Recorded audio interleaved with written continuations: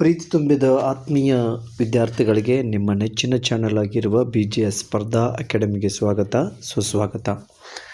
ಆತ್ಮೀಯ ವಿದ್ಯಾರ್ಥಿಗಳೇ, ಹೋದ ತರಗತಿಯಲ್ಲಿ ಬಿಕಾಮ್ನ 2ನೇ ಸೆಮಿಸ್ಟರ್ನ ಅಭ್ಯಾಸ ಪುಸ್ತಕ ಅಥವಾ ವರ್ಕ್ಬುಕ್ಕನ್ನು ನೋಡಿದ್ದೀವಿ. ಈಗ ಪಾರ್ಟ್ 2ದಲ್ಲಿ ಮುಂದುವರಿದ ಘಟಕಗಳನ್ನು ಇಲ್ಲಿ ಬರೆದು ನಿಮಗೆ ಕೊಡ್ತಾ ಇದ್ದೇನೆ. ವಿದ್ಯಾರ್ಥಿಗಳು ಇದರ ಉಪಯೋಗವನ್ನು ಪಡೆದುಕೊಳ್ಳಿ. ಇನ್ನು ಯಾರೆಲ್ಲ ನಮ್ಮ ಚಾನಲ್ಗೆ ಸಬ್ಸ್ಕ್ರೈಬ್ ಆಗಿಲ್ಲ, ಆದಷ್ಟು ಬೇಗನೆ ಸಬ್ಸ್ಕ್ರೈಬ್ ಮಾಡಿಕೊಳ್ಳಿ, ಈ ಚಾನಲ್ನ ಉಪಯೋಗವನ್ನು ಪಡೆದುಕೊಳ್ಳಿ ಎಂದು ಹೇಳುತ್ತಾ, ಬನ್ನಿ ವಿದ್ಯಾರ್ಥಿಗಳೇ, ಈಗ ಘಟಕ 6 ಕುಂಬಾರಗುಂಡಯ್ಯನ ರಗಳೆ, ಹರಿಹರ ಕವಿ ಬರೆದ ಕುಂಬಾರಗುಂಡಯ್ಯನ ರಗಳೆಯ ಕುರಿತಾಗಿ ಚರ್ಚಿಸೋಣ. ಇಲ್ಲಿ ಬರುವ 1 ಅಂಕದ ಪ್ರಶ್ನೆಗಳು ಹೀಗಿವೆ. ರಗಳೆ ಕವಿ ಎಂದು ಪ್ರಸಿದ್ಧರಾದವರು ಯಾರು? ಹರಿಹರ ಕವಿಯು ರಗಳೆ ಕವಿ ಎಂದು ಪ್ರಸಿದ್ಧರಾಗಿದ್ದಾನೆ. ಹರಿಹರ ಯಾರ ಆಸ್ಥಾನದಲ್ಲಿ ಕರ್ಣಿಕನಾಗಿದ್ದನು? ದೋರ ಸಮುದ್ರದ ಹೊಯ್ಸಳರ ವೀರ ನರಸಿಂಹ ಬಲ್ಲಾಳನ ಆಸ್ಥಾನದಲ್ಲಿ ಕರ್ಣಿಕನಾಗಿದ್ದನು. ಗುಂಡಯ್ಯನ ವೃತ್ತಿ ಯಾವುದು? ಪ್ರಶ್ನೆ ಸಂಖ್ಯೆ 3. ಗುಂಡಯ್ಯನ ವೃತ್ತಿ ಯಾವುದು? ಮಡಿಕೆ ಮಾಡುವ ಕಾಯಕ ಗುಂಡಯ್ಯನ ವೃತ್ತಿಯಾಗಿದೆ. ನಿಟಿಲಾಕ್ಷ ಎಂದರೆ ಯಾರು? ಇದಕ್ಕೆ ಉತ್ತರ, ಹಣೆಯಲ್ಲಿ ಕಣ್ಣು ಉಳ್ಳವನು ಎಂದರ್ಥ, ಅಥವಾ ಅಂದರೆ ಶಿವ ಎಂದರ್ಥ. ಈ ಘಟಕದಲ್ಲಿ ಕೇಳಬಹುದಾದ ಟಿಪ್ಪಣಿ ಮಾದರಿಯ ಪ್ರಶ್ನೆಗಳು: ಭಕ್ತಕವಿ ಹರಿಹರನ ಜೀವನ ಹಾಗೂ ಕೃತಿಗಳನ್ನು ಕುರಿತು ವಿವರಿಸಿ ಅಂತ ಇದೆ. ಹೀಗೆ ಬರೀಬಹುದು: ರಗಳೆಯ ಕವಿ ಹರಿಹರ. ಈತನ ಕಾಲ 12ನೇ ಶತಮಾನ ಅಥವಾ 1190ರಿಂದ 1250 ಎಂದು ಹೇಳಬಹುದು. ಆಶ್ರಯ ಪಡೆದದ್ದು ದೋರ ಸಮುದ್ರದ ಅರಸ ಹೊಯ್ಸಳರ ವೀರ ನರಸಿಂಹ ಬಲ್ಲಾಳನ ಆಸ್ಥಾನದಲ್ಲಿ ಕರ್ಣಿಕನಾಗಿದ್ದನು.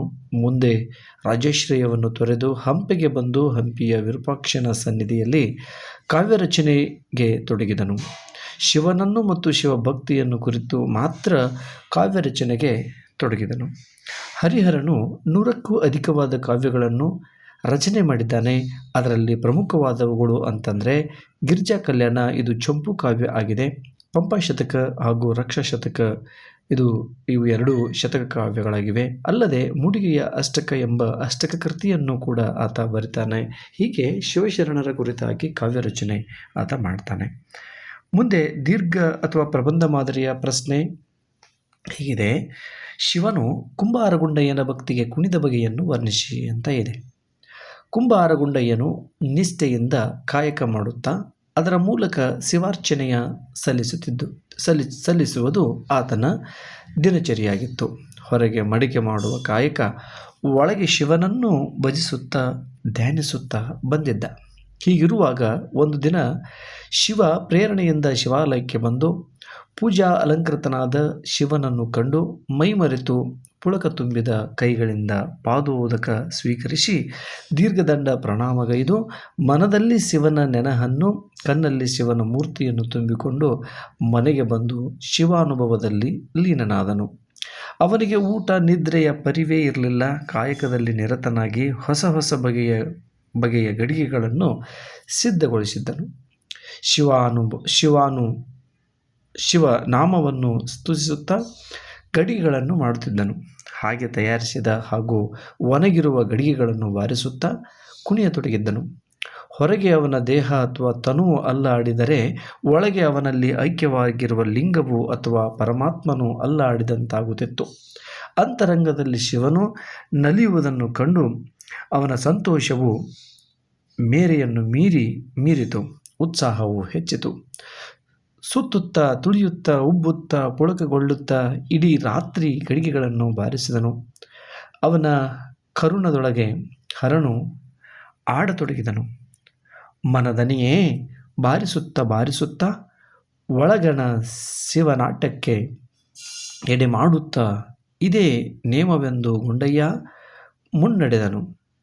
ಇದು ಮೇಲೆ ಕೈಲಾಸದಲ್ಲಿ ಪಾರ್ವತಿಯ ಸಮೇತವಾಗಿ ಕುಳಿತಿರುವಾಗ ಗುಂಡಯ್ಯನ ಭಕ್ತಿಯನ್ನು ಕಂಡು ಕಣ್ತುಂಬಿಕೊಂಡು ಮನ ಪುಳಕಿತಗೊಂಡನು ಶಿವನು. ಇಲ್ಲಿ ಭೂಲೋಕದಲ್ಲಿ ಗುಂಡಯ್ಯನು ಗಡಿಗೆಗಳನ್ನು ಬಾರಿಸಲು ಪ್ರಾರಂಭಿಸಿದಾಗ ಶಿವನು ಅದರ ನಾದಕ್ಕೆ ಮೈಮರೆತು ಬಳಿ ಇದ್ದ ಗಿರಿಜೆಯನ್ನು ಗುಂಡಯ್ಯನೆಂದು ಭಾವಿಸಿ ತಾನು ಓಲಗದಲ್ಲಿ ಇದ್ದೇನೆಂಬುದನ್ನು ಮರೆತು ಶಿವನು ನರ್ತಿಸುತ್ತಿದ್ದನು. ಇದನ್ನು ಕಂಡು ಗಿರಿಜೆಯು, ಹೀಗೇಕೆ? ಇಂದಿನ ನಿಮ್ಮ ಪರಿಯು ಹೊಸದಾಗಿ ಕಾಣುತ್ತಿದೆ ಎಂದು ಹೇಳಿದಳು. ಶಿವನು ಒಮ್ಮೆಲೆ ಎಚ್ಚೆತ್ತುಕೊಂಡು ನಡೆದ ಎಲ್ಲ ಸಂಗತಿಯನ್ನು ವಿವರಿಸಿದನು. ಗುಂಡಯ್ಯನೆಂಬ ಭಕ್ತನ ಹೃದಯದಲ್ಲಿ ಆಡುತ್ತಿದ್ದೆ. ಅದನ್ನು ಕೇಳಿದ ಗಿರಿಜೆಯು ಕೌತುಕಗೊಂಡು ನಿಮ್ಮನ್ನು ಆಡಿಸಿದ ಕುಣಿಸಿದ ಆ ಶಿವಭಕ್ತನನ್ನು ತಾನು ನೋಡಬೇಕೆಂಬ ಬಯಕೆಯನ್ನು ವ್ಯಕ್ತಪಡಿಸಿದಳು.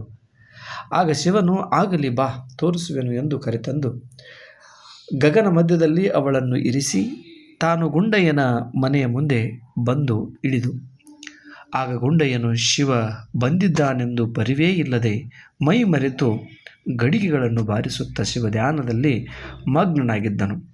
ಅವನ ನಿಷ್ಠೆಯನ್ನು ಕಂಡು ಶಿವನು ಮೆಟ್ಟಿ ಆತನನ್ನು ಎಚ್ಚರಗೊಳಿಸಬೇಕೆಂದು ಮನದೊಳಗಾಡುವ ಶಿವಲಿಂಗವನ್ನು ತನ್ನೆಡೆಗೆ ಆಕರ್ಷಿಸುತ್ತಾನೆ. ಆಗ ಲಿಂಗದೊಡನೆ ಗುಂಡಯ್ಯ ಕಣ್ತೆರೆದು ಮುಂದಿದ್ದ ಶಿವನನ್ನು ಕಂಡು ಹರ್ಷ ಪುಳಕಿತನಾಗಿ ಮತ್ತಷ್ಟು ಹುರುಪಿನಿಂದಾಗಿ ಗಡಿಗೆಯನ್ನು ಬಾರಿಸತೊಡಗಿದನು. ಶಿವ ಅವನ ಒಳಗಾಡಿದಂತೆ ಹೊರಗೂ ಆಡಿ ತೋರಿಸಬೇಕೆಂದು ತನ್ನ ವಿರಾಟ ಸ್ವರೂಪವನ್ನು ತಾಳಿ ಅವನ ಮುಂದೆಯೇ ಕುಣಿಯತೊಡಗಿದನು. ಶಿವನ ಕುಣಿತಕ್ಕೆ ಸುರಲೋಕ ವಾದ್ಯಗಳು ಬರಲು ಅವೆಲ್ಲವೂ ಬೇಡವೆಂದು ಗಡಿಗೆಯ ಸಾಧನವೇ ಸಾಕೆಂದು ಕುಣಿಯತೊಡಗಿದ. ಶಿವನ ಕುಣಿತವನ್ನು ನೋಡಿದ ಗುಂಡಯ್ಯನ ಕುಣಿತವನ್ನು ನೋಡಿದ ಶಿವ, ಅವರಿಬ್ಬರ ಕುಣಿತವನ್ನು ನೋಡಿದ ಗಣಪತಿ, ಸಕಲ ಸ್ಥಾವರ ಜಂಗಮರೆಲ್ಲರೂ ಕುಣಿಯತೊಡಗಿದರು ಎಂಬುದು ಈ ಒಂದು ದೀರ್ಘ ಉತ್ತರದ ಪ್ರಶ್ನೆಯ ಉತ್ತರ ಆಗಿದೆ. ಘಟಕ 7 ಕನ್ನಡ ಸಂಸ್ಕೃತಿ ನಮ್ಮ ಹೆಮ್ಮೆ ಎಂ ಚಿದಾನಂದ ಮೂರ್ತಿಯವರು ಬರೆದ ಈ ಘಟಕದಲ್ಲಿ ಬರುವ 1 ಅಂಕದ ಪ್ರಶ್ನೆಗಳು ಹೀಗಿವೆ. ಕನ್ನಡ ಶಕ್ತಿ ಕೇಂದ್ರವನ್ನು ಅಸ್ತಿತ್ವಕ್ಕೆ ತಂದವರು ಯಾರು? ಉತ್ತರ ಹೀಗಿದೆ, ಎಂ ಚಿದಾನಂದ ಮೂರ್ತಿಯವರು ಅದನ್ನು ಅಸ್ತಿತ್ವಕ್ಕೆ ತಂದವರು. ಎರಡನೇದು, ಎಂ ಚಿದಾನಂದ ಮೂರ್ತಿ ಅವರ ಕೇಂದ್ರ ಸಾಹಿತ್ಯ ಅಕಾಡೆಮಿ ಪ್ರಶಸ್ತಿ ಪಡೆದ ಕೃತಿ ಯಾವುದು? ಹೊಸತು ಎಂಬ ಕೃತಿಗೆ ಕೇಂದ್ರ ಸಾಹಿತ್ಯ ಅಕಾಡೆಮಿ ಪ್ರಶಸ್ತಿ ದೊರೆತಿದೆ. ಕನ್ನಡ ಯಾವ ಭಾಷಾ ವರ್ಗಕ್ಕೆ ಸೇರಿದ್ದು? ಕನ್ನಡವು ದ್ರಾವಿಡ ಭಾಷಾ ವರ್ಗಕ್ಕೆ ಸೇರಿಸಿದ್ದು. ದಿಕ್ಕನಿಕಾ ನಾಟ್ಯವನ್ನು ವರ್ಣಿಸುವ ಕೃತಿ ಯಾವುದು?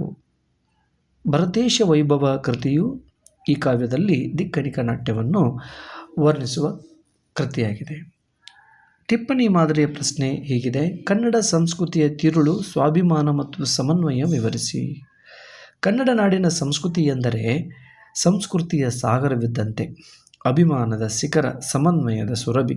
ಹೀಗೆ ಹೇಳುತ್ತಾ ಹೋದರೆ ಅನಂತ ಭಾವಗಳ ಬೆಸುಗೆಯಾಗುವುದು. ರಾಷ್ಟ್ರಪ್ರೇಮ ಒಂದೇ ದೇಶ ಪ್ರೇಮವಲ್ಲ, ಕರ್ನಾಟಕ ಪ್ರೇಮವೂ ಆಗಬೇಕಾಗಿದೆ. ಕನ್ನಡ ನಾಡಿನ ಮೂಲಕ ರಾಷ್ಟ್ರಪ್ರೇಮ ತೋರಿಸುವುದು ತಪ್ಪೇನೂ ಅಲ್ಲ. ಭಾರತೀಯ ಸಂಸ್ಕೃತಿ ಇದ್ದಂತೆ ಕನ್ನಡ ಸಂಸ್ಕೃತಿಯು ಇತರೆ ಸಂಸ್ಕೃತಿಗಳಿಗೂ ಇವೆ. ಇವೆಲ್ಲದರ ಒಟ್ಟು ರೂಪವೇ ಭಾರತೀಯ ಸಂಸ್ಕೃತಿಯಾಗಿದೆ. ಅವನ್ನೆಲ್ಲ ಬೇರ್ಪಡಿಸಿದರೆ ಭಾರತೀಯ ಸಂಸ್ಕೃತಿಯೂ ಆಗುವುದಿಲ್ಲ. ಕನ್ನಡ ಸಂಸ್ಕೃತಿಯ ತಿರುಳೆಂದರೆ ಸ್ವಾಭಿಮಾನ ಮತ್ತು ಸಮನ್ವಯ. ಇಲ್ಲಿ ಸಂಸ್ಕೃತಿಯು ಪ್ರಾಚೀನವಾದದ್ದು. ಬಾದಾಮಿ ಚಾಲುಕ್ಯರು ನಮ್ಮ ಸಂಸ್ಕೃತಿಯ ಹೆಮ್ಮೆಯ ವಾರಸುದಾರರು ಎಂದು ಇಲ್ಲಿ ಹೇಳಬಹುದು. ದೀರ್ಘ ಪ್ರಶ್ನೆ ಮತ್ತು ಉತ್ತರ ಹೀಗಿದೆ. ಕನ್ನಡ ಸಂಸ್ಕೃತಿ ನಮ್ಮ ಹೆಮ್ಮೆ ಹೇಗೆ ಎಂಬುದನ್ನು ಸೂಕ್ತ ಐತಿಹಾಸಿಕ ದಾಖಲೆಗಳಿಂದ ನಿರ್ಮಿಸಿ ಅಂತ ಇದೆ. ಕನ್ನಡದ ಸಂಸ್ಕೃತಿಯನ್ನು 1-2 ಮಾತುಗಳಲ್ಲಿ ವಿವರಿಸಿ ಹೇಳುವುದು ಅಸಾಧ್ಯವಾದ ಕೆಲಸ. ಅಭಿಮಾನವೆಂದರೆ ತನ್ನ ಬಗ್ಗೆ ಮತ್ತು ತನ್ನತನದ ಬಗ್ಗೆ ಇರುವ ಪೂರ್ಣ ಅರಿವು ಮತ್ತು ವಿಶ್ವಾಸ. ಸ್ವಾಭಿಮಾನವೆಂದರೆ ಅಹಂಭಾವ, ಅಹಂಕಾರವೂ ಅಲ್ಲ. ಬಹುತೇಕ ಸ್ವಾರ್ಥಪರವೂ ಇತರ ಯಾರನ್ನೂ ಗುರುತಿಸದೆ ತನ್ನನ್ನು ಮಾತ್ರ ಎತ್ತಿ ಹಿಡಿದುಕೊಳ್ಳುವ ಸ್ವಪ್ರೇಮವೂ ಆಗಿದೆ. ಸ್ವಾಭಿಮಾನಿಯು ಬೆಳೆದ ಮತ್ತು ಬೆಳೆಯುತ್ತಿರುವ ವ್ಯಕ್ತಿಯಾದುದರಿಂದ ಅವನ ಮತ್ತು ಇತರ ವ್ಯಕ್ತಿ ಅಥವಾ ವ್ಯಕ್ತಿಗಳ ದೊಡ್ಡತನವನ್ನು ಗುರುತಿಸಲು ಸಿದ್ಧವಾಗಿರುತ್ತಾನೆ. ಸ್ವಾಭಿಮಾನ ಎನ್ನುವುದು ಒಂದೇ ನಾಣ್ಯದ 2 ಮುಖಗಳಿದ್ದಂತೆ. ನಾನು ಇನ್ನೊಬ್ಬರಿಗಿಂತ ಕಡಿಮೆ ಇಲ್ಲವೆಂಬುದು ನಂಬಿಕೆ ಇರುವಂತೆಯೇ ಇತರರು ನನಗಿಂತ ಕಡಿಮೆ ಇರಲಾರರು ಎಂಬ ನಂಬಿಕೆಯೂ ಅವರಿಗೆ ಇರುತ್ತದೆ. ಅವನು ಎಂದಿಗೂ ಇನ್ನೊಬ್ಬರ ನೆರಳಾಗಿರಲು ಬಯಸದೆ ತನ್ನ ವಿಶಿಷ್ಟ ವ್ಯಕ್ತಿತ್ವವನ್ನು ಬೆಳೆಸಿಕೊಳ್ಳಲು ಯತ್ನಿಸುತ್ತಾನೆ. ಯಾವುದೇ ಕ್ಷೇತ್ರದಲ್ಲಿ ಆಗಲಿ ಇಂಥ ಸ್ವಾಭಿಮಾನಿಗಳಿಂದ ಮಾತ್ರವೇ ಮೌಲಿಕ ಕಾರ್ಯಗಳು ನಡೆಯುತ್ತವೆ. ಸಂಸ್ಕೃತಿಯು ಒಂದು ಜನತೆಯ ಸಮಗ್ರ ಜೀವನ ವಿಧಾನವನ್ನು ಹೇಳುತ್ತದೆ. ಅದು ಜನತೆಯ ಒಟ್ಟಾರೆ ಬಾಳುವ ರೀತಿಯಲ್ಲಿ ವ್ಯಕ್ತವಾಗುವಂತಿದ್ದರೂ ಭೂಮಿಯಂತೆ ಜನರಿಗೆ ಆಶ್ರಯವನ್ನು ನೀಡಿ ಅದರ ಜೊತೆಗೆ ಆಕಾಶವಾಗಿ ನಿಂತು ಆದರ್ಶಗಳ ಕಡೆಗೆ ಬೆಳೆಯುವ ಉತ್ತೇಜನವೂ ಆಗಿ ನಿಲ್ಲುತ್ತದೆ.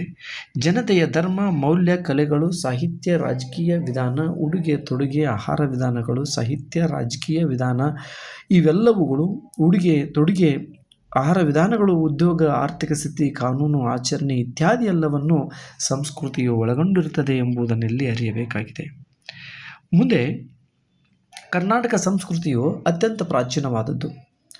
ಗುಹಾನಿವಾಸಿಯಾಗಿದ್ದ ಆದಿಮಾನವನು ಬರೆದ ಸಾವಿರಾರು ಗುಹಾಚಿತ್ರಗಳು, ಅವನ ಶಿಲಾಯುಧಗಳು, ಬೃಹತ್ ಶಿಲಾ ಗೋರಿಗಳು ಕರ್ನಾಟಕದ ನೂರಾರು ಜಾಗಗಳಲ್ಲಿ ದೊರೆತಿವೆ. ಆದರೆ ಕರ್ನಾಟಕ ಸಂಸ್ಕೃತಿ ತನ್ನೆಲ್ಲ ವೈಶಿಷ್ಟ್ಯಗಳೊಡನೆ ರೂಪುಗೊಳ್ಳಲು ಆರಂಭವಾದದ್ದು ಒಂದು ಬಹು ಚಿಕ್ಕ, ಆದರೆ ಮುಂದಿನ ಪರಿಣಾಮಗಳ ದೃಷ್ಟಿಯಿಂದ ಅತ್ಯಂತ ಮಹತ್ವದ ಘಟನೆಯಿಂದ ಎಂದು ಹೇಳಿದರೆ ಆಶ್ಚರ್ಯಪಡಬೇಕಾಗಿಲ್ಲ. ಸುಮಾರು 325ರಲ್ಲಿ ಶಿವಮೊಗ್ಗ ಜಿಲ್ಲೆಯ ತಾಳಗುಂದ ಎಂಬ ಅಗ್ರಹಾರದ ಮಯೂರ ಶರ್ಮ ಎಂಬ ಬ್ರಾಹ್ಮಣ ಹುಡುಗ ಹೆಚ್ಚಿನ ಅಧ್ಯಯನಕ್ಕಾಗಿ ತಮಿಳುನಾಡಿನ ಕಂಚಿಗೆ ಹೋಗಿದ್ದಾಗ ಅಲ್ಲಿನ ಪಲ್ಲವ ಕ್ಷತ್ರಿಯರಿಂದ ಅವಮಾನಿತನಾದ ಕನ್ನಡ ಸಂಸ್ಕೃತಿಯ ಮೂಲ ದ್ರವ್ಯವನ್ನು ಹೊಂದಿದ್ದ ಆ ಹುಡುಗ ಆ ಅಪಮಾನವನ್ನು ನುಂಗಿಕೊಳ್ಳುವ ಸ್ಥಿತಿಯಲ್ಲಿ ಇರಲಿಲ್ಲ. ತಾನು ಬ್ರಾಹ್ಮಣನೆಂಬ ಕಾರಣಕ್ಕಾಗಿ ಅವಮಾನಗೊಂಡಿರುವುದಾಗಿ ಮುಂದೆ ತನ್ನ ಬ್ರಾಹ್ಮಣ್ಯವನ್ನೇ ತ್ಯಜಿಸಿ ಕೈಯಲ್ಲಿ ಖಡ್ಗವನ್ನು ಹಿಡಿದು ಚಿತ್ರದುರ್ಗ ಸಮೀಪದ ಚಂದ್ರವಳ್ಳಿಯ ಕಣಿವೆಯ ಪ್ರದೇಶದಲ್ಲಿ ನೆಲೆಸಿ ಸೈನ್ಯವನ್ನು ಕಟ್ಟಿ ಬಲಿಷ್ಠನಾಗಿದ್ದ. ಪಲ್ಲವರನ್ನೇ ಸೋಲಿಸಿ ಅವರಿಂದಲೇ ಅಭಿಷಕ್ತನಾಗುತ್ತಾನೆ. ಬ್ರಾಹ್ಮಣ ಎಂಬ ಕದಂಬ ವಂಶವು ಹೀಗೆ ಕ್ಷತ್ರಿಯ ಕದಂಬ ವಂಶವಾಗಿ ಪರಿವರ್ತನೆಯನ್ನು ಹೊಂದಿತು. ಮಯೂರ ಶರ್ಮನ ಬಳಿಕ ಉಳಿದ ದೊರೆಗಳೆಲ್ಲ ಶರ್ಮ ಎಂದು ಕೊನೆಗೊಳ್ಳುವ ಬ್ರಾಹ್ಮಣ ಸೂಚಕ ಪದವನ್ನು ತ್ಯಜಿಸಿ ವರ್ಮ ಎಂದು ಕೊನೆಯಾಗುವ ಕ್ಷತ್ರಿಯ ಸೂಚಕ ಹೆಸರುಗಳನ್ನು ಇಟ್ಟುಕೊಂಡರು. ಕರ್ನಾಟಕ ಸಂಸ್ಕೃತಿಯ ಬಗ್ಗೆ ಇನ್ನಷ್ಟು ಮಾತನಾಡುವುದಾದರೆ, ಕರ್ನಾಟಕ ಸಂಸ್ಕೃತಿಯು ಈ ಬದುಕು, ಸಾಹಿತ್ಯ, ಕಲೆ ಇವುಗಳಲ್ಲಿ ಸಮನ್ವಯ ಸಾಧಿಸುವುದನ್ನು ನಾವು ನೋಡಿದ್ದೇವೆ. ಬರುವಂಥ ಮುಂದಿನ 8ನೇ ಗದ್ಯ, ಸತ್ಯ ಮತ್ತು ಸೌಂದರ್ಯಗಳಲ್ಲಿ ಪ್ರಕೃತಿಯ ಸ್ಥಾನ. ಎಸ್.ಎಲ್. ಭೈರಪ್ಪನವರು ಬರೀತಾರೆ. ಇಲ್ಲಿ ಬರುವ 1 ಅಂಕದ ಪ್ರಶ್ನೆಗಳು ಹೀಗಿವೆ. ಎಸ್.ಎಲ್. ಭೈರಪ್ಪನವರ ಪೂರ್ಣ ಹೆಸರು ಏನು? ಉತ್ತರ: ಸಂತೇಶಿವರ ಲಿಂಗಣ್ಣ ಭೈರಪ್ಪ ಎಂಬುದು ಇಲ್ಲಿನ ಪೂರ್ಣ ಹೆಸರಾಗಿದೆ. 2ನೇದು, ಎಸ್.ಎಲ್. ಭೈರಪ್ಪನವರು ಯಾವ ವಿಶ್ವವಿದ್ಯಾಲಯದಿಂದ PhD ಪಡೆದಿದ್ದಾರೆ? ಉತ್ತರ: ಬರೋಡಾ ವಿಶ್ವವಿದ್ಯಾಲಯದಿಂದ PhDಯನ್ನು ಪಡೆದವರು. ಮುಂದಿನ ಪ್ರಶ್ನೆ, ಎಸ್.ಎಲ್. ಭೈರಪ್ಪನವರು ಪಡೆದ ಅತ್ಯುನ್ನತ ಪ್ರಶಸ್ತಿ ಯಾವುದು? ಇಲ್ಲಿ ಪದ್ಮಶ್ರೀ ಹಾಗೂ 2023ರಲ್ಲಿ ಪದ್ಮಭೂಷಣ ಪ್ರಶಸ್ತಿಯು ಬರ್ತದೆ. ಅದರೊಂದಿಗೆ ಸರಸ್ವತಿ ಸನ್ಮಾನ ಎಂಬ ವಿಶೇಷವಾದ ಪ್ರಶಸ್ತಿಯನ್ನು ಇವರು ಕೂಡ ಬರೀತಾರೆ. ಇಷ್ಟು ಇವರ ಮುಖ್ಯವಾದ ಪ್ರಶಸ್ತಿಗಳು. ಮುಂದಿನ ಪ್ರಶ್ನೆ, ಸತ್ಯ ಮತ್ತು ಸೌಂದರ್ಯ ಯಾವುದರಿಂದ ಜನಿಸುತ್ತದೆ? ಉತ್ತರ: ಬುದ್ಧಿಶಕ್ತಿಯಿಂದ ಸತ್ಯವೂ ಕಲ್ಪನಾಶಕ್ತಿಯಿಂದ ಸೌಂದರ್ಯವೂ ಜನಿಸುತ್ತದೆ. ಎಸ್.ಎಲ್. ಭೈರಪ್ಪನವರ ಬಗ್ಗೆ ಕವಿ ಪರಿಚಯ ಅಥವಾ ಟಿಪ್ಪಣಿ ಮಾದರಿಯ ಪ್ರಶ್ನೆ. ಎಸ್.ಎಲ್. ಭೈರಪ್ಪನವರ ಪರಿಚಯವನ್ನು ಬರೆಯಿರಿ ಅಂತ ಇದೆ. ಕನ್ನಡದ ಪ್ರಮುಖ ಲೇಖಕರಲ್ಲಿ ಒಬ್ಬರೆನಿಸಿದ ಎಸ್.ಎಲ್. ಭೈರಪ್ಪನವರು ಜನನವಾದದ್ದು 1931 ಜೂನ್ 20ರಂದು ಹಾಸನ ಜಿಲ್ಲೆಯ ಚನ್ನರಾಯಪಟ್ಟಣ ತಾಲೂಕಿನ ಸಂತೇಶಿವರದಲ್ಲಿ ಇವರು ಜನಿಸ್ತಾರೆ. ಕಡು ಬಡತನದಲ್ಲೂ ಕಷ್ಟಪಟ್ಟು ವಿದ್ಯಾಭ್ಯಾಸ ಮಾಡಿದ ಇವರು ಮೈಸೂರು ವಿಶ್ವವಿದ್ಯಾನಿಲಯದಿಂದ MA ಮತ್ತು ಬರೋಡಾ ವಿಶ್ವವಿದ್ಯಾನಿಲಯದಿಂದ PhD ಪದವಿಯನ್ನು ಪಡೆದುಕೊಂಡರು. ಹುಬ್ಬಳ್ಳಿ, ಗುಜರಾತ್, ದೆಹಲಿಗಳಲ್ಲಿ ಉಪನ್ಯಾಸಕರಾಗಿ ಸೇವೆಯನ್ನು ಸಲ್ಲಿಸುತ್ತಾರೆ. ಪ್ರಮುಖ ಕೃತಿಗಳೆಂದರೆ ವಂಶವೃಕ್ಷ, ತಬ್ಬಲಿ ನೀನಾದೆ ಮಗನೇ, ಮತದಾನ, ನಾಯಿ ನೆರಳು ಇತ್ಯಾದಿ 100ಕ್ಕೂ ಹೆಚ್ಚು ಕಾದಂಬರಿಗಳನ್ನು ಇವರು ಬರೀತಾರೆ. ಪ್ರಮುಖ ಪ್ರಶಸ್ತಿಗಳು: ಪಂಪ ಪ್ರಶಸ್ತಿ, ಸರಸ್ವತಿ ಸನ್ಮಾನ ಪ್ರಶಸ್ತಿ, ಕೇಂದ್ರ ಸಾಹಿತ್ಯ ಅಕಾಡೆಮಿ ಪ್ರಶಸ್ತಿ, ಪದ್ಮಶ್ರೀ ಪ್ರಶಸ್ತಿ. ಇತ್ತೀಚೆಗೆ ಅವರಿಗೆ ವಿಭೂಷಣ ಪ್ರಶಸ್ತಿಯು ಕೂಡ ದೊರೆತಿದೆ. ಪ್ರಬಂಧ ಮಾದರಿಯ ಪ್ರಶ್ನೆಗಳು ಈ ರೀತಿಯಾಗಿದೆ, ನೋಡೋಣ. ಇಲ್ಲಿ ಈ ಘಟಕದಲ್ಲಿ ಪ್ರಬಂಧ ಮಾದರಿಯ ಪ್ರಶ್ನೆಗಳನ್ನು ನೋಡುತ್ತಾ ಹೋಗೋಣ. ಸತ್ಯ ಮತ್ತು ಸೌಂದರ್ಯದ ಚಿಂತನೆಗಳನ್ನು ಭೈರಪ್ಪನವರ ವಿವೇಚನೆಗಳಿಂದ ಪರಾಮರ್ಶಿಸಿ ಅಂತ ಇದೆ. ಪ್ರಕೃತಿ ಅಂದರೆ ನಮ್ಮ ಅನುಭವಕ್ಕೆ ವಿಷಯವಾದ ಎಲ್ಲ ವಸ್ತುಗಳು, ಎಲ್ಲ ಪರಿಕರಗಳು ಎಂದ ಅರ್ಥ. ಜೀವನ, ವ್ಯಕ್ತಿಗಳು, ನಮ್ಮ ಸುಖ ದುಃಖಾದಿ ಅನುಭವಗಳು, ಆಕಾಶ, ಹೊಳೆ, ಬೆಟ್ಟ ಇತ್ಯಾದಿ ಎಲ್ಲವನ್ನು ಪ್ರಕೃತಿಯು ಒಳಗೊಂಡಿರುತ್ತದೆ. ಕಲಾವಿದನಾದವನು ಶ್ರೇಷ್ಠ ಕೃತಿಯನ್ನು ರಚಿಸಬೇಕಾದರೆ ಪ್ರಕೃತಿಯನ್ನು ಅನುಸರಿಸಬಾರದು.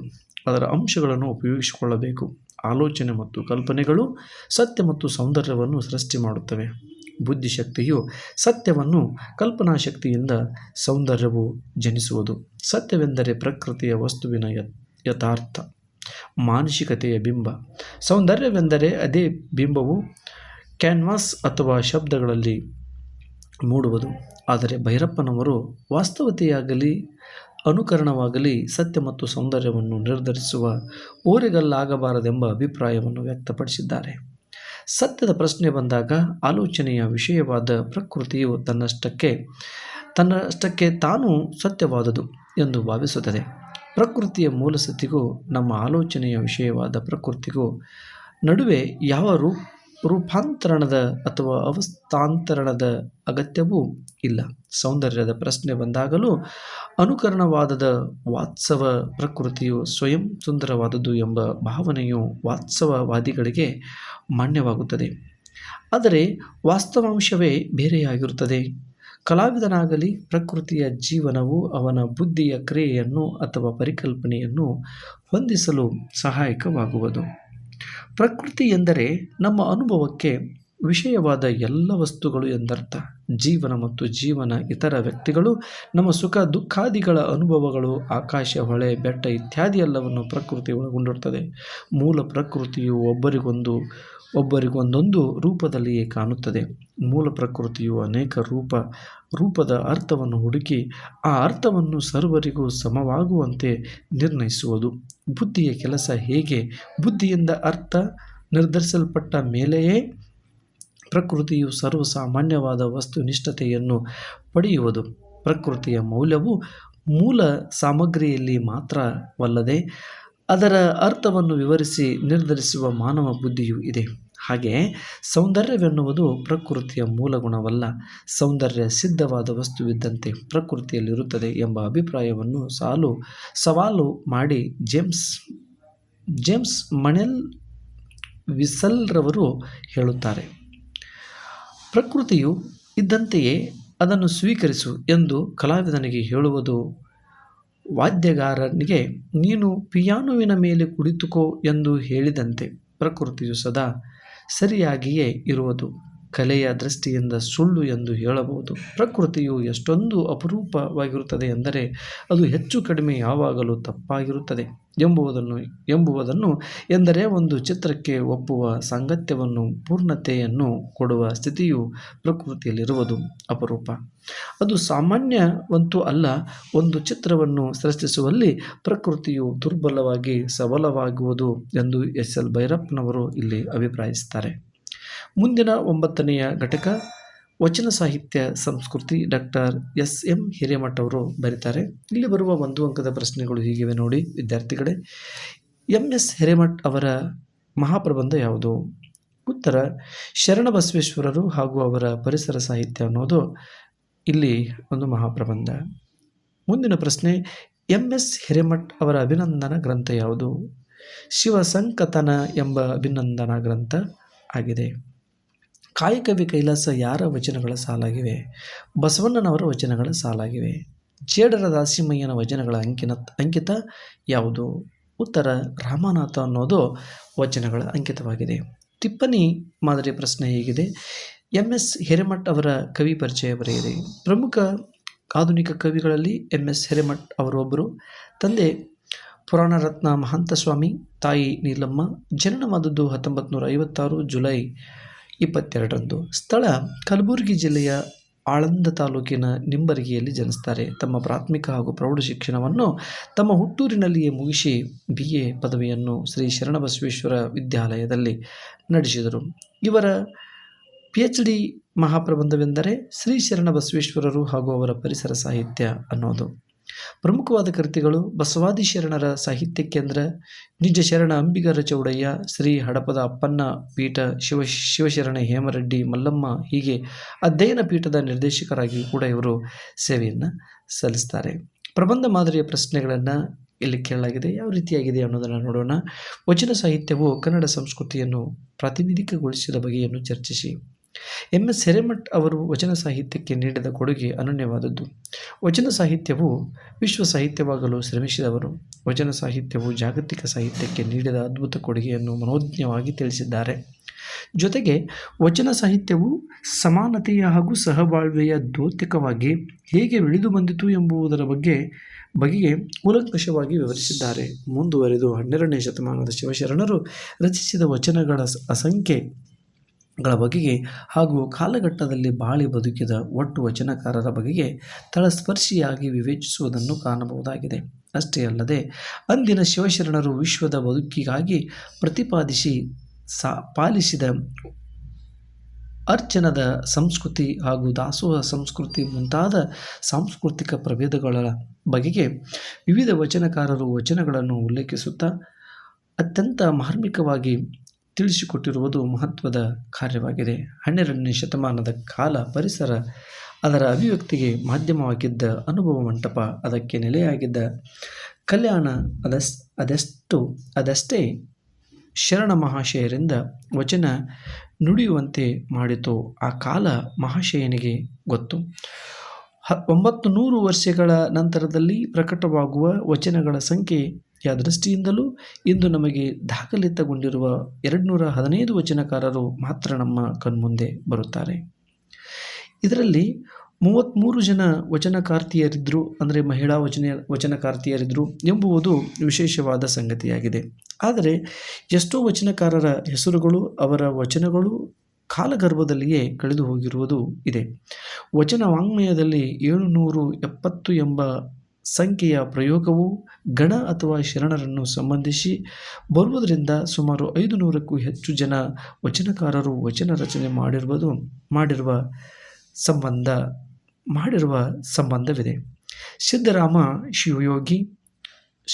ಶಿವಯೋಗಿಗಳವರು ತಮ್ಮ ಒಂದು ವಚನದಲ್ಲಿ ಹೀಗೆ ವಿವರಿಸಿದ್ದಾರೆ.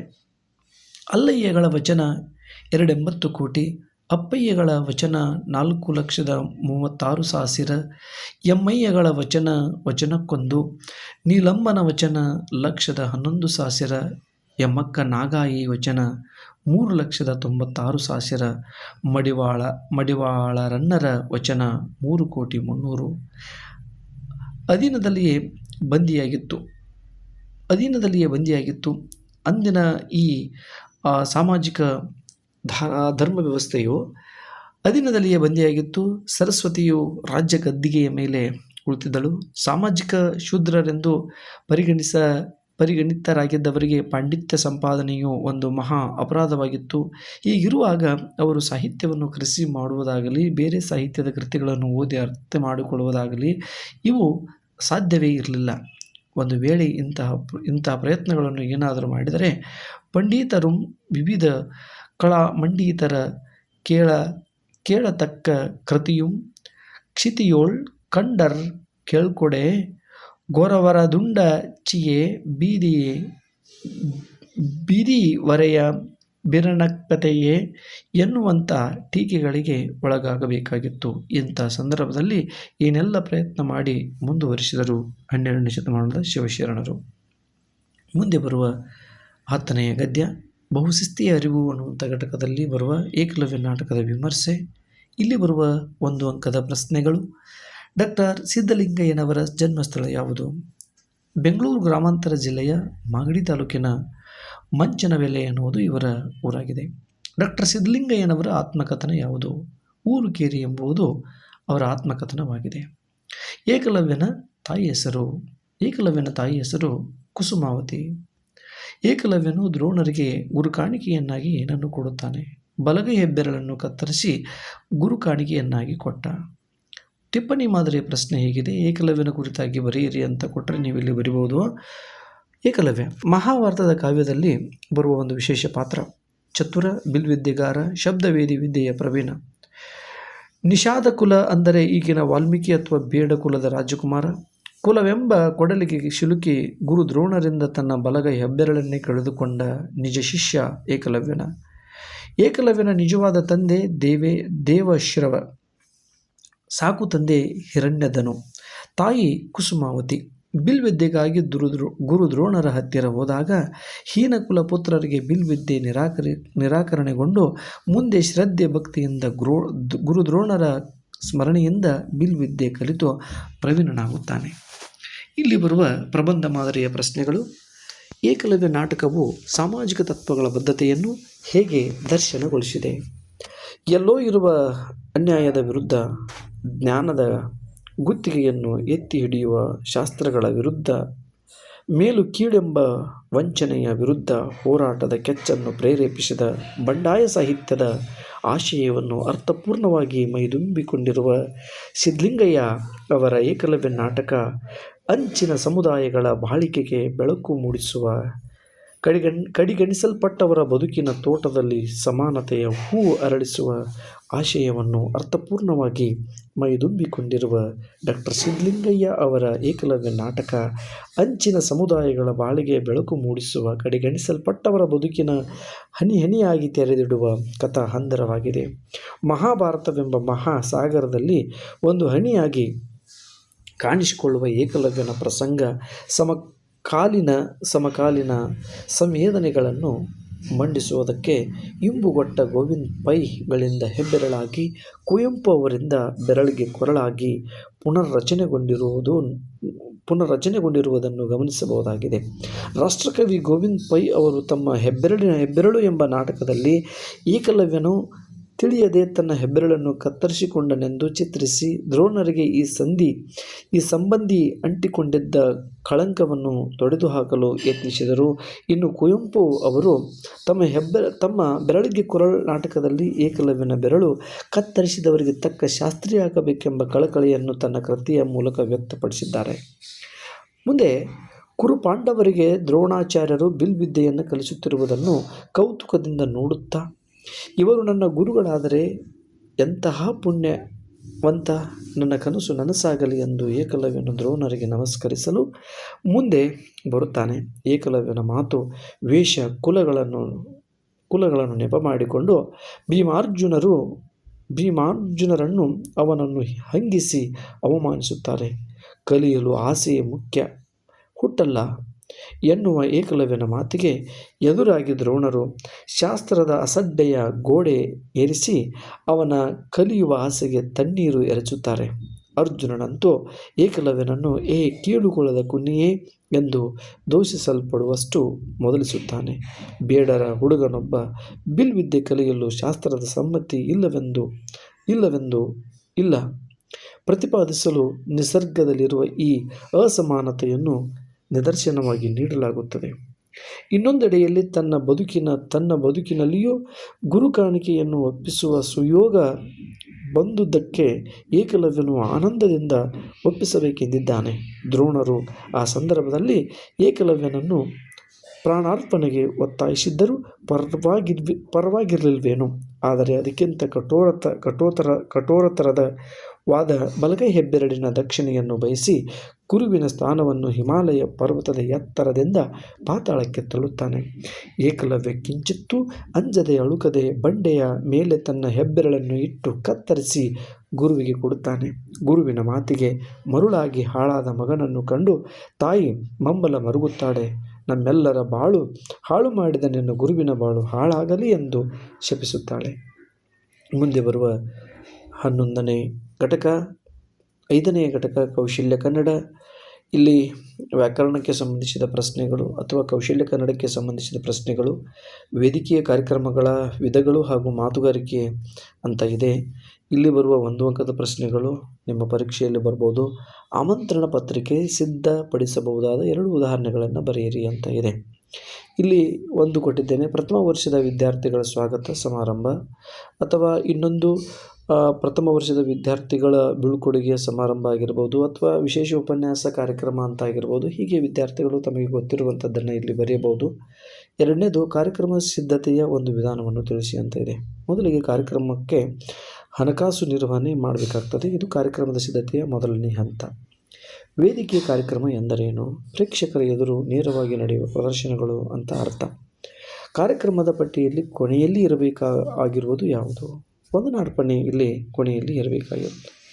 ಟಿಪ್ಪಣಿ ಮಾದರಿಯ ಪ್ರಶ್ನೆ. ಸ್ವಾಗತ ಮಾಡುವವರು ತಿಳಿದಿರಬೇಕಾದ ಅಂಶಗಳನ್ನು ವಿವರಿಸಿ. ಇಷ್ಟು ಅಂಶಗಳು ಇಲ್ಲಿ ಬರೆದ್ರೆ ನಿಮಗೆ 5 ಅಂಕಗಳು ಸಿಗ್ತವೆ. ಸ್ವಾಗತ ಮಾಡುವವರು ಸಭ್ಯ ಮತ್ತು ವಿನಯಶೀಲತೆ ನಡತೆಯ ಅವಶ್ಯಕತೆ ಅವರಿಗೆ ಇರಬೇಕು. ಮುಖ್ಯ ಅತಿಥಿ ವೇದಿಕೆಯ ಗಣ್ಯರು ಮತ್ತು ಪ್ರೇಕ್ಷಕರನ್ನು ಮುಂಚಿತವಾಗಿಯೇ ತಿಳಿಯುವುದು. ಕಾರ್ಯಕ್ರಮದ ಉದ್ದೇಶವನ್ನು ಅರ್ಥ ಮಾಡಿಸುವುದು. ಪರಿಣಾಮಕಾರಿ ಸ್ವಾಗತ ಭಾಷಣ ತಯಾರಿಸುವುದು. ಎಲ್ಲ ಅತಿಥಿ ಮತ್ತು ಗಣ್ಯರನ್ನು ಉತ್ಸಾಹದಿಂದ ಸ್ವಾಗತಿಸುವುದು. ಅನಗತ್ಯವಾದ ವಾಕ್ಯಗಳನ್ನು ತೆಗೆದುಹಾಕುವುದು. ಭಾಷಣವನ್ನು ಸಂಕ್ಷಿಪ್ತವಾಗಿ ಸಾಂದ್ರಗೊಳಿಸುವುದು. ಸಂದರ್ಭಕ್ಕೆ ತಕ್ಕಂತೆ ಸೂಕ್ತವಾದ ಸೂಚನೆಗಳನ್ನು ಸೂಕ್ಷ್ಮವಾಗಿ ನಿವೇದಿಸುವುದು. ಕಾರ್ಯಕ್ರಮದ ಸಮಯವನ್ನು ಮತ್ತು ಅದರ ಪರಿಪಾಲನೆಯನ್ನು ಮಾಡುವುದು. ಕೊನೆಯಲ್ಲಿ ವಂದನಾರ್ಪಣೆ ಸಲ್ಲಿಸುವುದು ಕಡ್ಡಾಯ. ಕೊನೆಗೆ ಪ್ರಬಂಧ ಮಾದರಿಯ ಪ್ರಶ್ನೆ.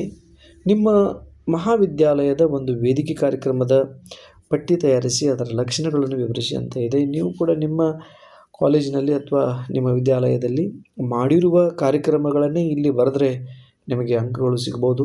ನಾನೊಂದು ಪುಸ್ತಕದಲ್ಲಿರುವ ಮಾದರಿ ಕಾರ್ಯಕ್ರಮವನ್ನು ನಿಮಗೆ ಕೊಟ್ಟಿದ್ದೇನೆ. ಇದನ್ನು ಕೂಡ ಬರೆದ್ರೆ ನಿಮಗೆ ಅಂಕಗಳು ಸಿಗ್ಬೋದು. ಕಾರ್ಯಕ್ರಮದ ಮಾದರಿ ಪಟ್ಟಿ ಅಂತ ಇದೆ. ಕರ್ನಾಟಕ ಸರ್ಕಾರ ಕಾಲೇಜು ಶಿಕ್ಷಣ ಇಲಾಖೆ ಸರ್ಕಾರಿ ಪ್ರಥಮ ದರ್ಜೆಯ ಕಾಲೇಜು ಬೆಳಗಾವಿ ಅಂತ ಕೊಟ್ಟಿದ್ದೇನೆ. ಇಲ್ಲಿ 2000 ಇವತ್ತಿನ ಈ ದಿನಾಂಕವನ್ನು ಕೊಟ್ಟಿದ್ದೇನೆ. 2026-27ನೇ ಸಾಲಿನ ಸಾಂಸ್ಕೃತಿಕ ಕ್ರೀಡೆ ಹಾಗೂ NCC NSS ಘಟಕ, ಭಾರತ ಸ್ಕೌಟ್ಸ್ ಮತ್ತು guides, youth red cross wing ಇವುಗಳ ಕಾರ್ಯಚಟುವಟಿಕೆಗಳ ಬೀಳ್ಕೊಡುಗೆ ಸಮಾರಂಭ ಅಂತ ಇದೆ. ಸ್ಥಳ ಕಾಲೇಜು ಸಭಾಂಗಣ. ನಿಮ್ಮ ಕಾಲೇಜಿನ ಹೆಸರನ್ನು ಕೂಡ ಇಲ್ಲಿ ಬರೀಬಹುದು. ದಿನಾಂಕ 8/5/2026. ಕಾರ್ಯಕ್ರಮದ ಪಟ್ಟಿ ಹೇಗಿದೆ. ಮೊದಲಿಗೆ ಪ್ರಾರ್ಥನೆ, ಅದಾದಮೇಲೆ ಸ್ವಾಗತ ಭಾಷಣ, ಅದಾದಮೇಲೆ ಪುಷ್ಪಾರ್ಪಣೆ, ಅದಾದಮೇಲೆ ಅತಿಥಿಗಳ ಪರಿಚಯ, ಪ್ರಾಸ್ತಾವಿಕ ನುಡಿ, ವಿದ್ಯಾರ್ಥಿಗಳಿಂದ ಅನಿಸಿಕೆ, ಮುಖ್ಯ ಅತಿಥಿಗಳ ಭಾಷಣ, ಅತಿಥಿಗಳ ಸತ್ಕಾರ, ಪ್ರತಿಭಾ ಪುರಸ್ಕಾರ, ಅಧ್ಯಕ್ಷೀಯ ಭಾಷಣ, ಕೊನೆಗೆ ವಂದನಾರ್ಪಣೆ. ಇಷ್ಟು ಕಾರ್ಯಕ್ರಮ ಪಟ್ಟಿಯ ತಯಾರಿಕೆ. ಇದರ ಲಕ್ಷಣಗಳು ಹೇಗಿರಬೇಕು ಅಂತಂದರೆ, ಮೊದಲಿಗೆ ಲಕ್ಷಣಗಳನ್ನು ನೋಡೋಣ. ಪ್ರಾರ್ಥನೆ. ಕಾರ್ಯಕ್ರಮದ ಪ್ರಾರಂಭ ಘಟ್ಟ ಪ್ರಾರ್ಥನೆಯು ಕನಿಷ್ಠ 2 ಗರಿಷ್ಠ 5 ಅಥವಾ 8 ಜನರನ್ನು ಒಳಗೊಂಡಿರಬೇಕು. ಶಾರದೆ ಅಥವಾ ಗಣೇಶನ ಸ್ತುತಿಯ ಕುರಿತಾದ ಗೀತೆಗಳನ್ನು ರಾಗಬದ್ಧವಾಗಿ ತಾಳಬದ್ಧವಾಗಿ ಹಾಡಬೇಕು. ಸ್ವಾಗತ ಭಾಷಣ. ಪ್ರಾರಂಭದಲ್ಲಿ ನುಡಿಗಟ್ಟು ಹಾಗೂ ವಾಕ್ಯೋಕ್ತಿ ಬಳಸಿ ಅತ್ಯಂತ ಸರಳವಾಗಿ ಅಧ್ಯಕ್ಷರನ್ನು ಮೊದಲುಗೊಂಡು ಭಾಗವಹಿಸಿದ ಹಿರಿಯ ಕಿರಿಯರೆಲ್ಲರಿಗೂ ಸ್ವಾಗತ ಕೋರಬೇಕು. ಪುಷ್ಪಾರ್ಪಣೆ ಹೇಗಿರಬೇಕು ಅಂತಂದರೆ, ಬಂದಿರುವ ಅತಿಥಿ ಹಾಗೂ ಅಧ್ಯಕ್ಷರಿಗೆ ಗುಲಾಬಿ ಹೂವನ್ನು ನೀಡುವುದರ ಮೂಲಕ ಕಡಿಮೆ ಸಮಯದಲ್ಲಿ ಪುಷ್ಪಾರ್ಪಣೆ ಮುಗಿಸಬೇಕು.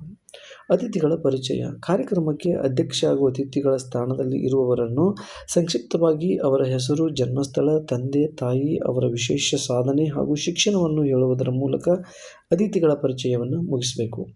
ಪ್ರಾಸ್ತಾವಿಕ ನುಡಿ. ಈ ಕಾರ್ಯಕ್ರಮದ ನಿರೂಪಕ ಅಥವಾ ಸಂಸ್ಥೆಯ ಮುಖ್ಯಸ್ಥ ಈ ಕಾರ್ಯಕ್ರಮದ ಆಯೋಜನೆಯ ಹಿನ್ನೆಲೆ, ಕಾರಣವಾಗಿರೋ ಸಂಸ್ಥೆಯ ಸಾಧನೆ, ಅದರ ಸ್ಥಿತಿಗತಿ ಎಲ್ಲವನ್ನು ಕುರಿತು ಪ್ರಾರಂಭದಲ್ಲಿ ಸಂಕ್ಷಿಪ್ತವಾಗಿ ತಿಳಿಸುವುದು. ಮುಖ್ಯ ಅತಿಥಿಗಳ ಭಾಷಣ. ಕಾರ್ಯಕ್ರಮದಲ್ಲಿ ಅತಿಥಿಗಳ ಸಂಖ್ಯೆಯು ಅಧಿಕವಾಗಿದ್ದರೆ ಸಂಕ್ಷಿಪ್ತವಾಗಿ ಸಭೆಯನ್ನು ಉದ್ದೇಶಿಸಿ ಕಡಿಮೆ ಅವಧಿಯಲ್ಲಿ ಮಾತನಾಡುವಂತೆ ತಿಳಿಸಬೇಕು. ಇಷ್ಟು ಕೆಲವೊಂದಿಷ್ಟು ಲಕ್ಷಣಗಳನ್ನು ಕೊಟ್ಟಿದ್ದೇನೆ. ಇಷ್ಟು ನೀವು ನೋಡ್ಕೊಂಡಿದ್ದಾದರೆ ವಿದ್ಯಾರ್ಥಿಗಳಿಗೆ ವಿಶೇಷವಾದ ಸೂಚನೆ ಏನಂತಂದರೆ, ನಿಮ್ಮ ಈ ಸೆಮಿಸ್ಟ್ರಿ ಪರೀಕ್ಷೆಯಲ್ಲಿ ಅತಿ ಹೆಚ್ಚು ಅಂಕಗಳು ನಿಮ್ಮ ವರ್ಕ್ಬುಕ್ನಿಂದಲೇ ಬರ್ತವೆ. ಅದಕ್ಕೆ ಪರೀಕ್ಷೆಗೂ ಕೂಡ ಈ ವರ್ಕ್ಬುಕ್ ತುಂಬ ಮುಖ್ಯವಾದ ಸಾಧನ ಆಗಿದೆ. ಅದಕ್ಕಾಗಿ ವರ್ಕ್ಬುಕ್ಕನ್ನು ಅಚ್ಚುಕಟ್ಟಾಗಿ ಬರೆದುಕೊಳ್ಳಿ. ಈ ವರ್ಕ್ಬುಕ್ಕನ್ನು ಓದಿಕೊಳ್ಳಿ. ಬರುವ ಪರೀಕ್ಷೆಯಲ್ಲಿ ಯಶಸ್ಸನ್ನು ಸಾಧಿಸಿ ಅಧಿಕ ಅಂಕವನ್ನು ಗಳಿಸಿ ಎಂದು ಹಾರೈಸುತ್ತಾ, ಇಂತಿ ಭೀಮಣ್ಣ ಸರ್, ಬೀಜ ಸ್ಪರ್ಧಾ ಅಕಾಡೆಮಿ. Thank you.